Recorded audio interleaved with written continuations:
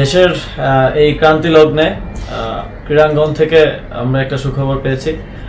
বাংলাদেশ জাতীয় ক্রিকেট দল পাকিস্তানের সাথে যেই টেস্ট সিরিজ ছিল সেই সিরিজের 2টি ম্যাচ জেতার মাধ্যমে পাকিস্তান জাতীয় ক্রিকেট দলকে হোয়াইট ওয়াশ করেছে। আমরা বাংলাদেশ জাতীয় দলের সকল খেলোয়াড়, কোচ সহ অফিসিয়ালসদের অভিনন্দন এবং শুভেচ্ছা জানাচ্ছি। দেশের এই ক্রান্তি লগ্নে এই খবর দেশের জনগণের মনে কিছুটা হলেও স্বস্তির সঞ্চার করবে। আমরা ক্রীড়াঙ্গন থেকে এরকম আরও সুখবর পেতে চাই এবং তার জন্য ক্রীড়াঙ্গনকে সুষ্ঠুভাবে সুন্দরভাবে গড়ে তোলার জন্য আমরা কাজ করে যাব।